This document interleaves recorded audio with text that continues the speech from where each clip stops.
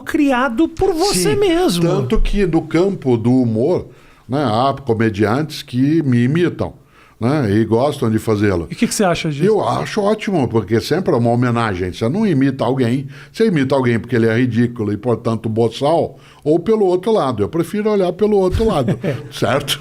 Ora, se ele não imita por isso, já é uma questão dele, não minha. Os imitadores teriam que ir a público dizer, Cortella, não é uma homenagem, eu estou te humilhando. Eu já vi ótimos imitadores, mas o que eu nunca vi? Eu já vi alguns me imitando à minha frente, propositadamente.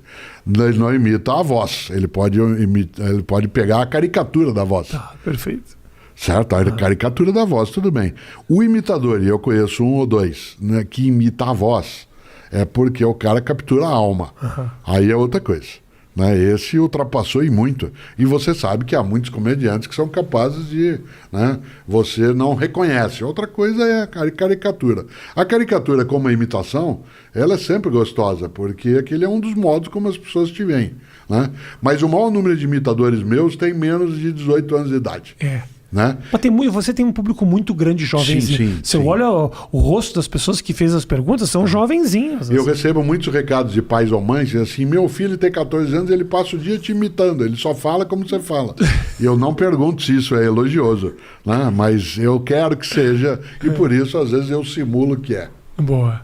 Eu uso muito, no humor, eu uso muito isso, e é louco, né? Porque tem um cálculo. Muitas vezes eu valorizo aquilo que eu quero que o cara lembre para depois eu fazer um punch com uma piada, ou que vem mais lá na frente alguma coisa que faz ele lembrar de algo que eu disse, ou eu tiro ou eu não valorizo aquilo que é engraçado para surpreender ele lá na frente. É uma matemática. Não, mas e tem que ter muita percepção de tempo. Eu estava lendo um livro que o Jerry Seinfeld lançou agora com as anotações ele dele. Metódico. Uma das coisas eu li até o desfecho, tem 3 linhas, até o desfecho eu não era capaz de imaginar que ele ia dar aquele passo.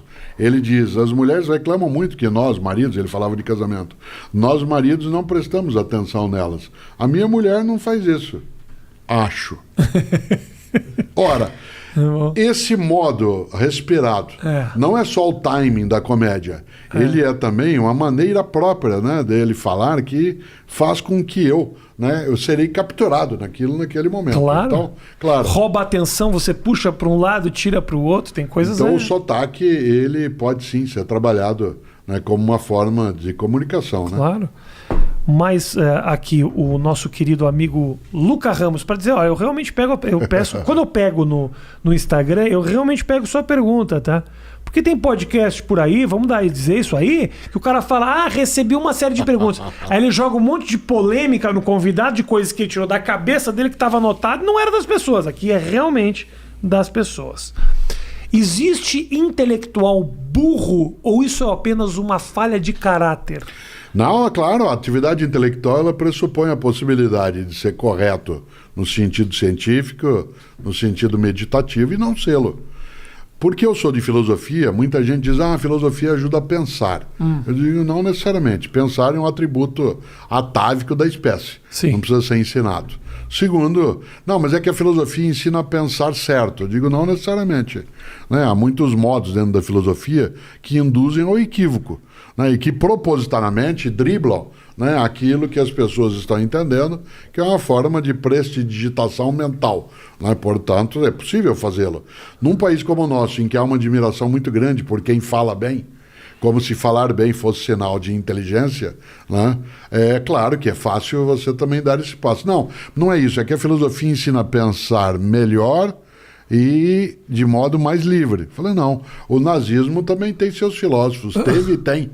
O fascismo teve e tem seus filósofos. Sim. Nesse sentido, né, imaginar que um intelectual, seja na área de filosofia, seja no campo das ciências, né, da pesquisa pura, seja o que for, que não necessariamente essa pessoa tem a possibilidade de ser parvo, né, ou parva, é muito estranho. Sim, é possível. Eu, em vários momentos da minha atividade, quando eu olho para trás e vejo alguns tempos ou me ouço, né, em algumas situações daquilo que falava, né, o mundo digital favoreceu muito a gente poder se ouvir de novo. Os registros são nossa, todos lá, como é que eu dei esse passo ou esse caminho, né? Ele não deveria ter, olhando alguns momentos. situações em que, né, eu nunca me esqueço de uma circunstância que jamais eu repeti, falta, claro, ali de experiência, depois de muito tempo, em que para especificar numa conversa numa sala o que era uma coisa fofa, porque eu estava dando exemplo de coisas que você não consegue entender intelectualmente. Ou você tem o experimento, por exemplo, eu não consigo ensinar para você o gosto de uma laranja. Tá. Certo? Você dirá, não, mas é parecido com o quê? Certo? Ou tem a experiência empírica, né, concreta, e aí é uma redundância, mas é necessário, ou não tem como. E eu fui explicar o que é uma coisa fofa. Né? Ou você faz o gesto, ou você entrega, mas o gesto não especifica. E ao fazê-lo, eu segurei no braço de uma pessoa que estava à minha frente. Por exemplo, né, você tem um braço fofo. Pega na barriga da pessoa. Isso. Você é fofo. Mas foi absolutamente... Era a primeira pessoa que estava na minha frente. Não havia nenhuma intenção. Aquilo produziu nela um desconforto tão grande. Era alguém com quem eu tinha, na pessoa. Né, porque eu não tinha notado que ela tinha mais obesidade até, né, do que ela admitia para ela mesma, ou para ele mesmo, no caso. Né? E aquilo ofendeu a pessoa. Soou como se você tivesse dizendo... Aquilo a ofendeu. Aquilo, da minha parte, foi uma desatenção, né, eu não ter prestado atenção. Porque você poderia dizer assim, eu não notei que você era gordo, o que é pior ainda, né? E eu falei sem pensar. Falei, então não faça isso.